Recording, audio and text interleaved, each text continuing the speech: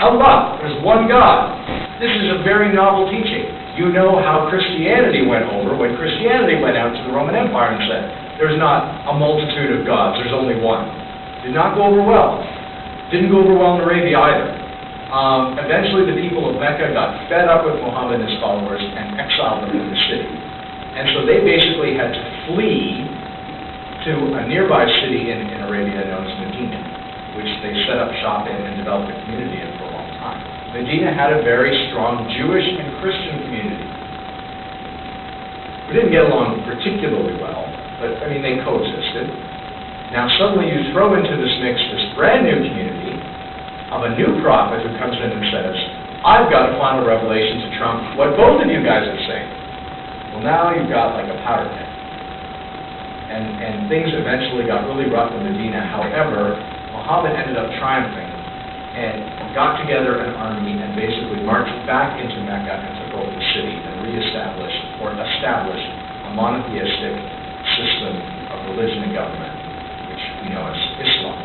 Anybody know what Islam means? It means to submit. It means submission. A Muslim is one who submits to God.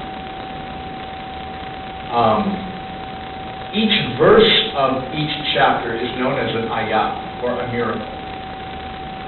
You might remember from your learning about the Old Testament and even the New Testament that one of the qualifications to demonstrate that you are a prophet was you had to be able to show a miracle.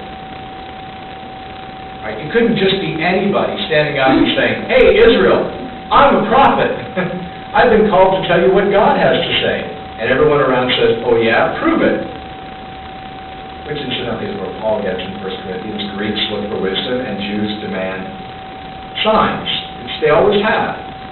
One of the ways you demonstrated that you were a true prophet and not a false prophet was by some miraculous sign.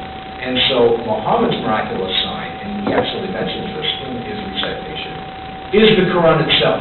He claims that the Quran is the miracle. In one of the surahs, God says through Muhammad, if you can write anything better, go ahead and show us, but you won't. It's kind of handy. Yeah, that's handy. Judge, jury, and executioner, because you decide whether it's as good as what you're reciting or not. Right. If you don't buy the idea that then having a self